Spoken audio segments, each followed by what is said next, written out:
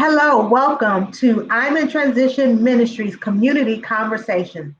Our mission is to save lives from overdose by extending a hand of hope. Each week, we discuss and analyze methods and resources that will assist you on your road to recovery. We are your hosts, Vanessa Lee and Katrina Ray. Today's conversation is New Year's resolutions facing my addiction. This is the first part of a second part series, and we will be discussing again the first three phases of addiction, which are initial use, abuse, and tolerance. And I am honored to have with us on our show Kelly Brown, who is a part of, hi Kelly, who is a part of Hi. I'm in Transition Ministry. And to get us started, I want to bring have some very startling statistics about the addiction life cycle. And so, Tina, how about you share that with our audience? Yeah, I would love Okay. to. Okay. Mhm. Okay, Vanessa, Okay. did How you you want me to go doing over tonight? the statistics? Yes, Trina. Yeah, go ahead and share your statistics with us. I think they're very important for our audience to hear. Okay, no problem. No problem. And then Kelly, it's on you. You're next. Okay, so just a few statistics here. And it's going to wow you guys, okay? Wait till you hear this. All right, so let's describe addiction. The American Society of Addiction Medicine explains that addiction is a treatable chronic medical disease comprising of the complex interaction among brain circuits, the environment, genetics, and a person's lived experiences. Now, on a global level, statistics published in the Addiction Journal revealed that 4.9% of the world's population, which is approximately 240 million people, suffers from alcohol use disorder. An estimated 22.5% of adults in the world, which is around 1 billion people, smoke tobacco products. Now, or people who do unsanctioned psychoactive drugs, cannabis is the most prevalent at 3.5% globally. Now, that's for worldwide. We're going to speak of America now. Now, when it comes to the United States of America, a nationwide survey of a sample of 265 million individuals, 12 years of age and under, okay, discovered that approximately 17% of the population, which is 44 million people, reported use of illegal drugs, non-medical use of prescribed drugs, or heavy alcohol use during the prior year. Almost 3% of the population, or 7.8 million people, initiated some form of substance use in the prior year, and 8%, or 21.4 million people, got diagnosed criteria for substance use disorder. Alrighty, so those are some tremendous numbers there. Those are, I mean, that's amazing. And can you read that statistic again about children starting at the age of 12 Yeah, yeah, it's no problem. It says in America, in America?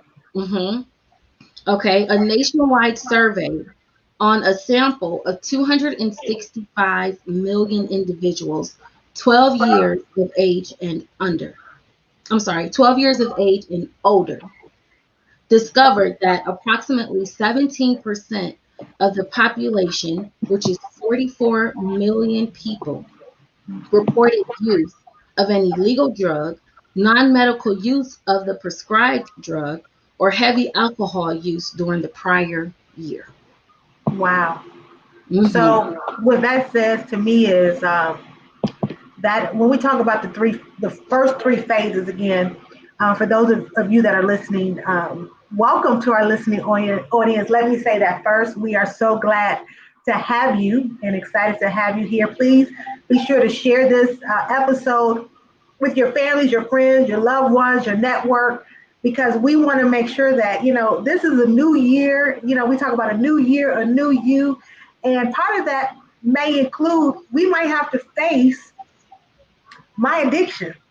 And so this is great information for us as individuals, but also information for family members and loved ones so that we can start looking at, hey, where am I in the addiction cycle? Trina mentioned earlier that there are a lot of different factors associated with whether or not someone might become addicted. We often don't know. It could be, again, a chaotic environment. What we do know is that there are some family members, or how I want to say it this way, there could be a history of abuse, drug abuse, and addiction.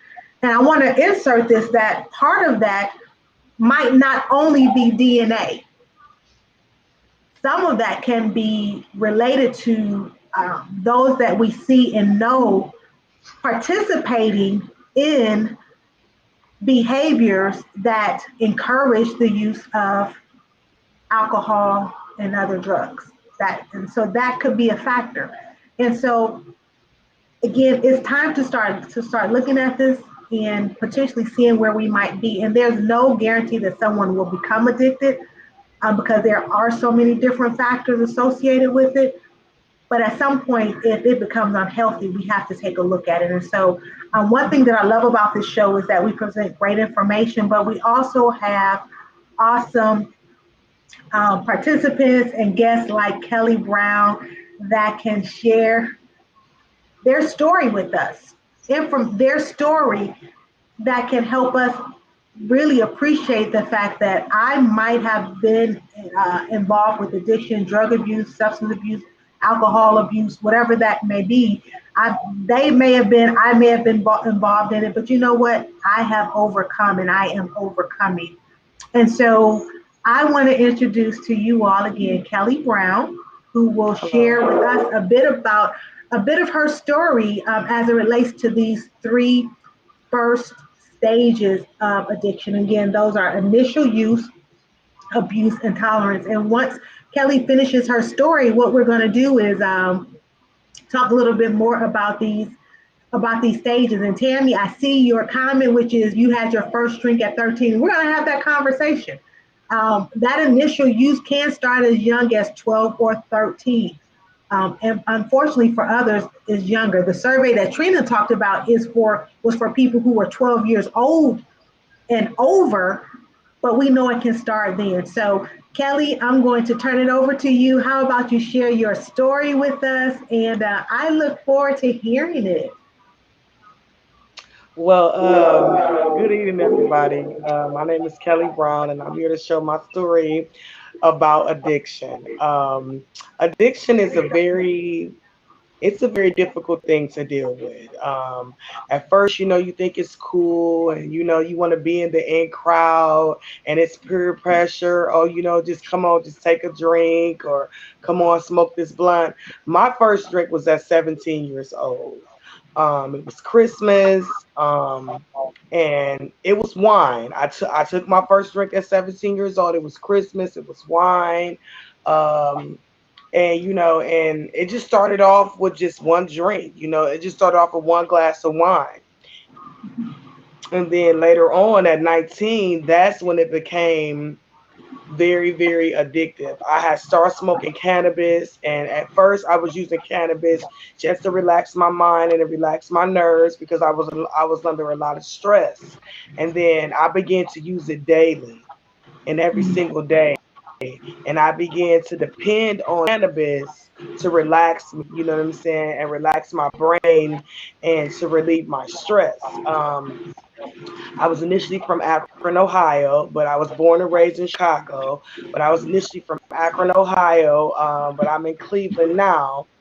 And in Akron, I was on the west side. I was 19. I was living with my parents, and I was on the west side. And I was with a group of guys. I was with a group of guys. It was just me and two guys, and that's the first time that I smoked marijuana.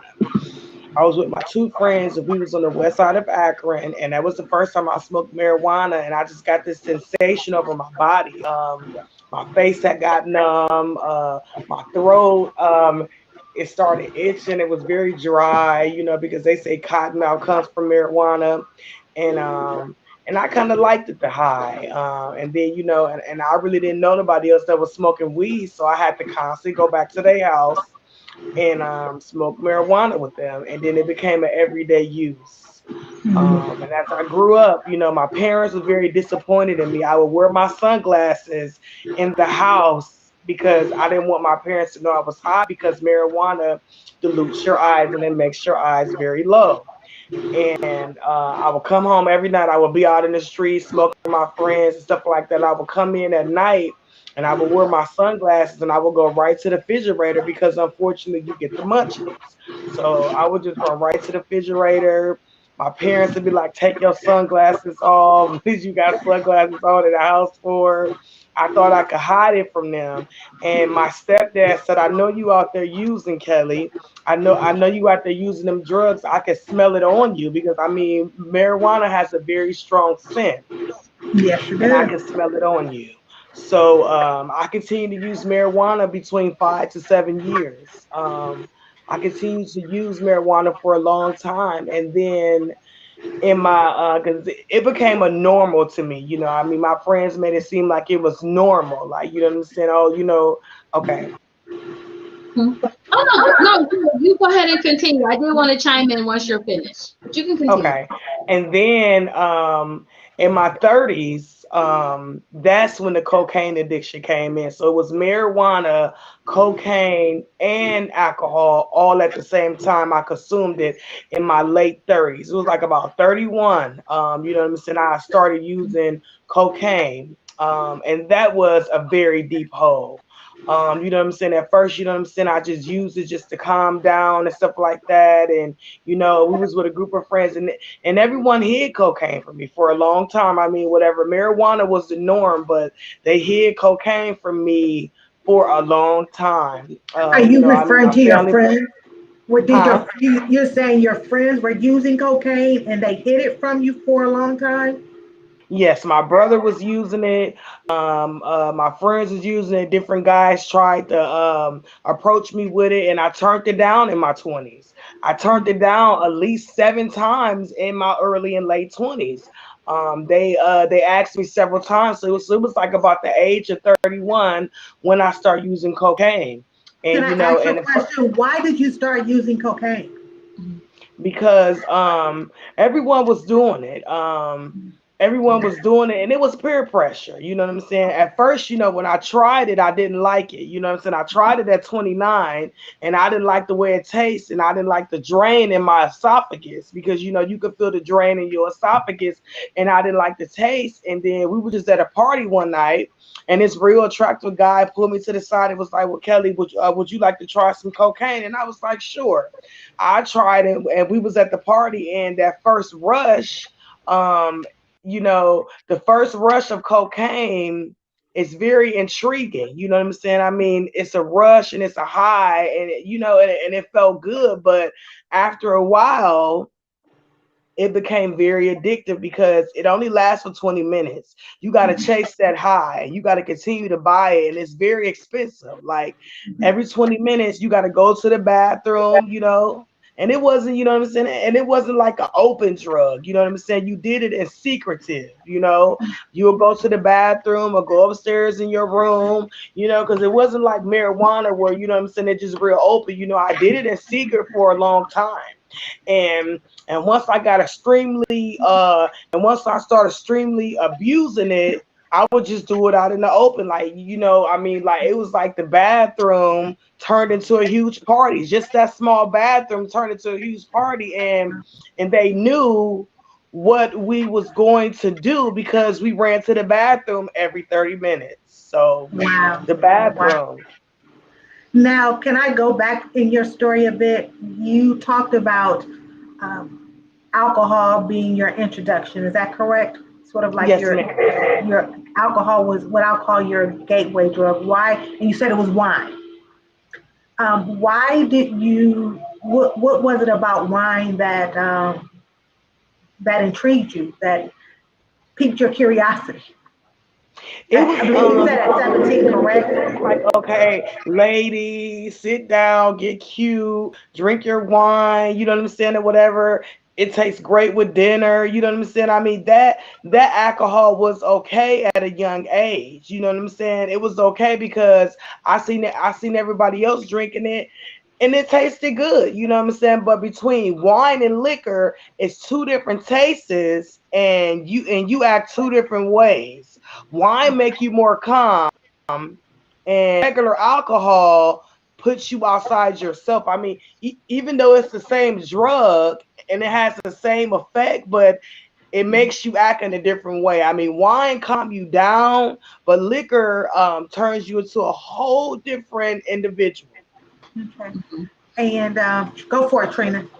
Yeah, and I wanted to, kind of also piggyback off of there and, go back to the beginning of your story. And I know you said that you were a young age, and right now we're on the initial use. Okay.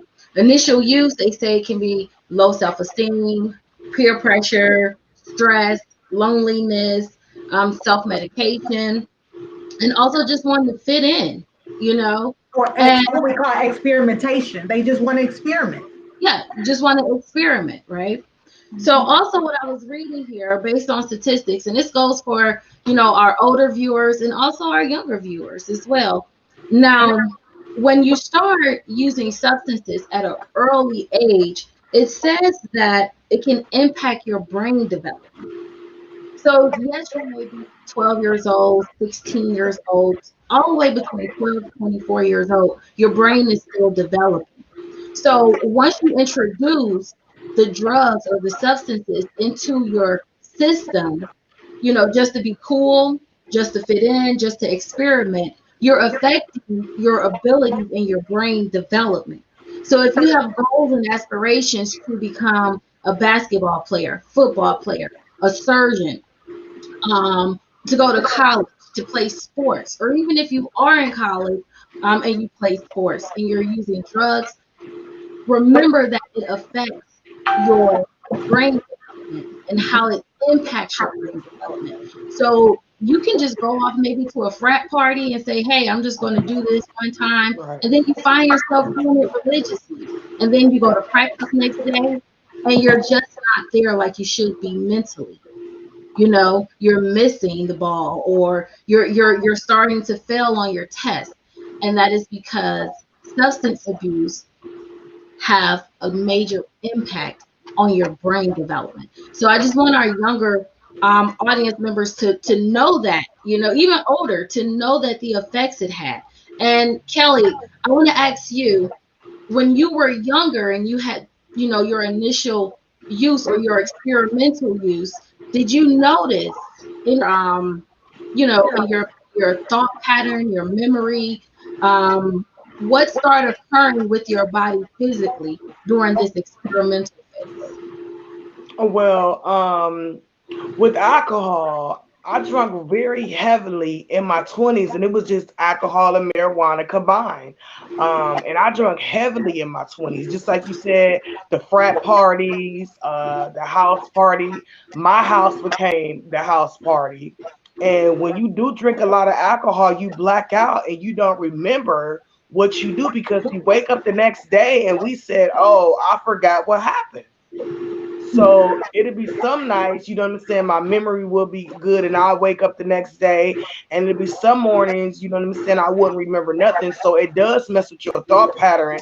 Not only is the cannabis frying your brain cells, but the alcohol has a chemically imbalance with your cranium.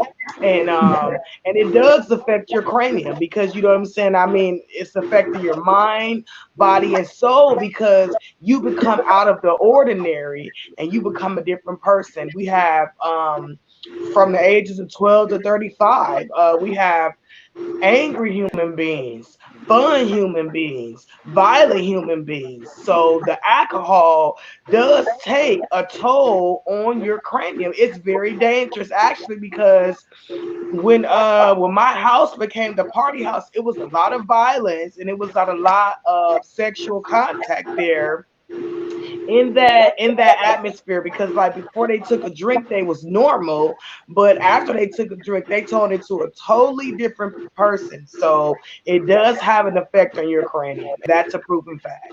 Yeah, I want to mention for our college students that might be out there, what we do know with research is that binge drinking again, what it affects your brain. It affects it affects your reward system.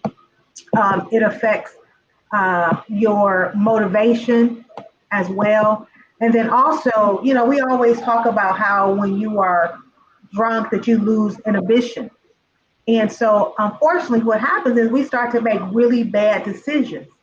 And when you black out, you don't remember the decisions, you don't remember the choices that you made. What we notice around college campuses is that we sort of started to accept that binge drinking over the weekend is acceptable. And here's the thing, part of the reason why we move from initial use to abuse and then tolerance is because it's the people that we hang around, we're accepting of it. The people are accepting of it. And so at some point, because we're talking about New Year's resolutions and facing our addiction, we might have to face, do I like the person that I am when I'm on alcohol? Do I like the person that I am after I realize what I've done after I've had alcohol or after I've had the cocaine or after I've had the marijuana? And so that's part of the New Year's resolutions. And do I like who I am as a student? I have to go to class on Monday and I'm groggy because I can't think, I can't function. My memory is really just tapped out because that weekend we hit it hard. And so we want to be, that's part of facing the addiction, is understanding that. One thing you talked about is tolerance as well, is the abuse. So let me just jump back really quickly. Abuse is when we start to use drugs in an unhealthy way. We start to use it in an unhealthy way, an improper way. We need more of it to function. Okay, that's when it turns into abuse. It turns into tolerance when we require more of the drug in order to get the same feeling. Kelly mentioned this when she talked about every 20 minutes you all were in the bathroom, Kelly. Yes, Like the bathroom became the party spot because the every 20 bathroom became the party spot, and it was just every 20 minutes. I mean, it was like, because you gotta chase that high, and then grieving. That's when I really became an alcoholic. In 2009, I lost my best friend, I lost my mother, and that's when I became an alcoholic. I would drink and I would drink and drink and drink, and even when the party house cleared out, I would keep constantly drinking. Grieving and low self-esteem and being lonely when I became an alcoholic. At first it was fun, okay, let's get a bottle, we ladies, let's drink. But when I lost my mother, that's when my alcoholism got out of hand. It was terrible. It was horrible. Like I drunk for 2 months straight. I drunk for like 3 months straight, nonstop every night. trying to chase that high, I guess a sign, if we're talking about facing our uh, addiction, the question becomes, are we chasing a high? Are we chasing a feeling? Are we chasing an experience? That's the question. Are we chasing it? And then I'm going to go back to the question, do I like who I am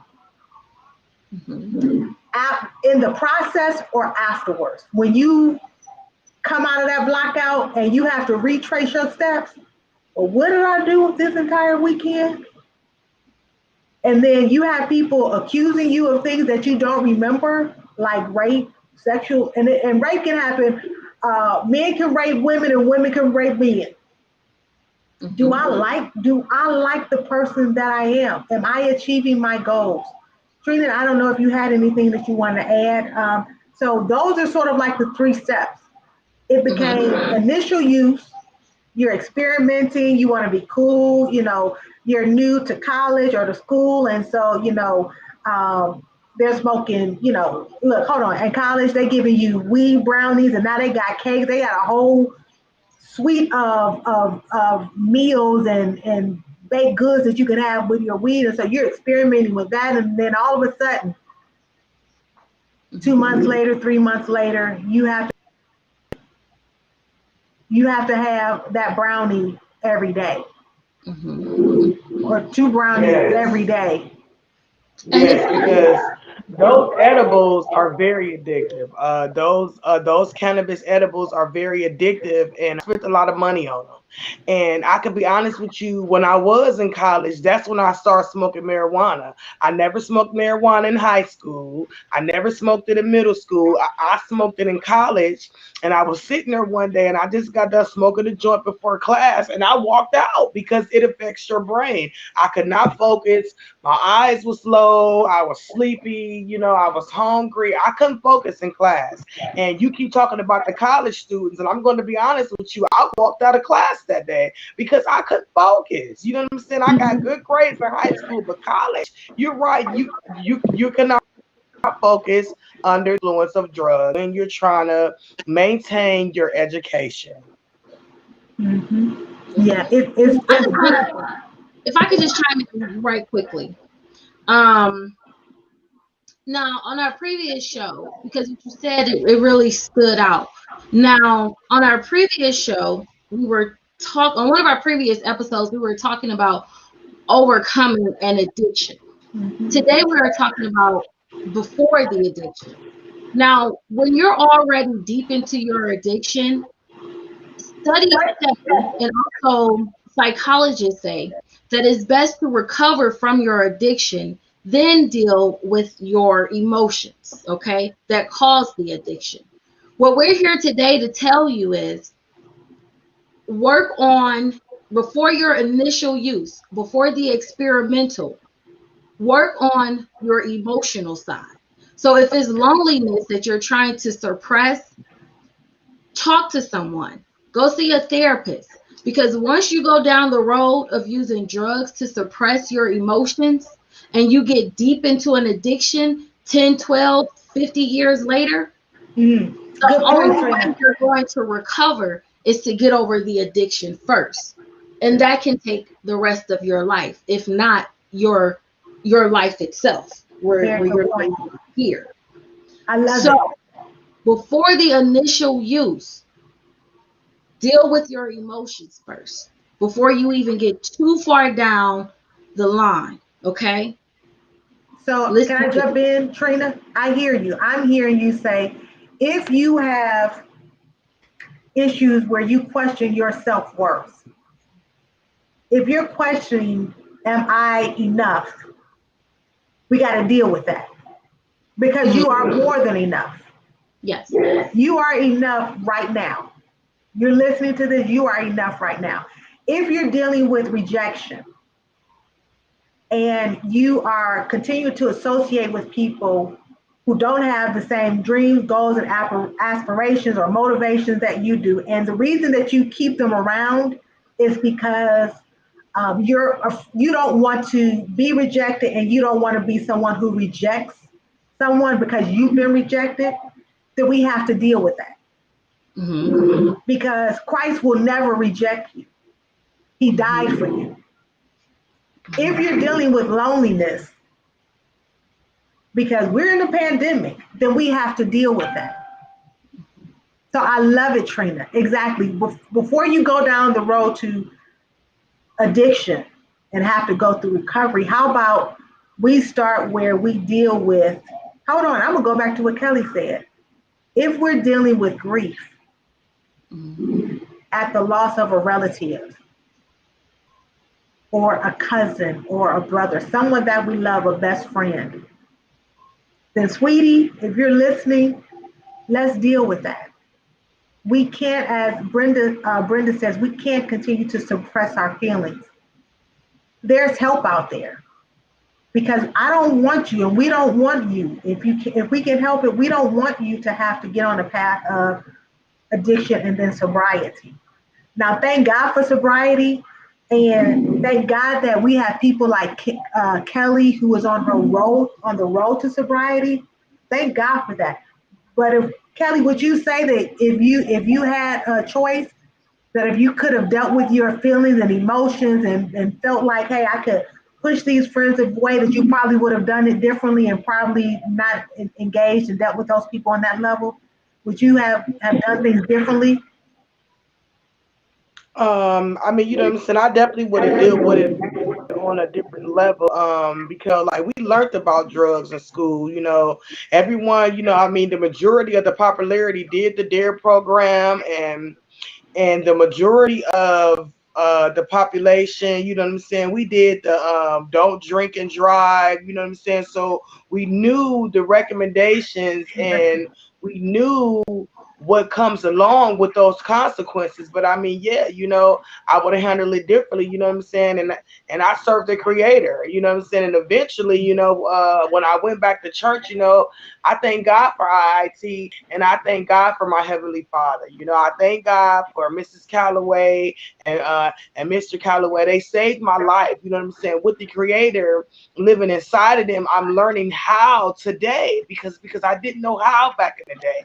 I'm learning how to deal with my emotions sober. And that's the most difficult thing, because we used to picking up a drink or picking up a blunt, you know what I'm saying, or sticking our arms. So dealing with your emotions, you have to do the 12 steps. You have to continue to talk to the creator. You have to continue to surround yourself with people that's positive, just like you young lady said, people that's positive, that want the same goals. And IIT want the same goals. They want the same dreams. They want you to accomplish things. But dealing with your emotions and being sober is the most difficult thing I had to do in my life. Because we used to picking up. You know what I'm saying? I mean, somebody make me angry, or you know what I'm saying, or I'm stressed. I'm used to just picking up a blunt and smoking it. You know what I'm saying? But now I have to learn how to deal with my emotions sober. It's a difficult task, but you can do anything that you put your mind to. Yes. Amen. So Thank if you, Kelly. you, Yeah. thank you, Kelly, that touched my heart. So Yeah. if you are dealing with addiction and you need to talk with someone, you can call IIT Ministries at 216-389-7413. Again, you can see that on your screen, but if by chance you're just listening as you drive down the road, that number again is 216-389-7413, or visit the website at www.iitministries, that's IITMINISTRIES.com. And so we're near the end. I just have one question for you before I turn it over to Trina. What led you to sobriety today? What led me to sobriety today was in the thought of my mind, I've heard about the 12 steps. You know what I'm saying? I mean, I've heard about God delivering people from drugs. That Alcohol Anonymous book is it's a book that'll change your life. You know what I'm saying? Being in the rooms, I've been in and out of the rooms for a long time. Going to IOP. I've been going to IOP for 4 to 5 years or whatever, trying to fight this thing. But goals and dreams, you know what I'm saying? I mean, you save money, you save more money when you're not using drugs. You know what I'm saying? You saving your life. The effects of my body. You know what I'm saying? I mean, your brain, your liver. You know what I'm saying? So trying to be more healthier and trying to accomplish my dreams, because I know that I can conquer anything. And with drugs, you're not going to get too far. Those people make it seem like, I mean, if you have accomplished your dreams and you still using drugs, you're hiding your emotions. You're not going to get to the top with drugs and alcohol. Drugs and alcohol will ruin your life. And I'm trying to fix my life, and I know that I'm a motivational speaker. I know that I can be a minister of the word of God, and I want to accomplish those two dreams. And I know I'm capable of getting my education, but those drugs would stop me. You know what I'm saying? I mean, drugs will ruin your life, and I'm a living testimony of it. I almost lost my life a couple of Wow. times because I wasn't in my right mind. But today I'm in my right mind and I want to Awesome. accomplish my goals in life. That is awesome. And I believe that you will. So this is, we're going to bring this to the conclusion. Our first a two-part series on the cycle of addiction. And we talked about initial use, abuse, and tolerance. We will deal with the other areas next week. And so Well, I thank know. you. Go for it, Trina. So we didn't finish all the first three topics in part one. So tonight we did touch on the initial use. We touched on abuse. And part two, we are going to touch on tolerance, dependence, addiction, and relapse. However, my fellow audience members, we may have a part three, depending on how long the conversation goes, how many questions we have, and, the feedback that we're getting from you all in our comments. Um, and do you want me to go ahead? I can go ahead and wrap it up, Vanessa. Did you have more to say? No, I'm good to go. Thank you. Thank you, everyone.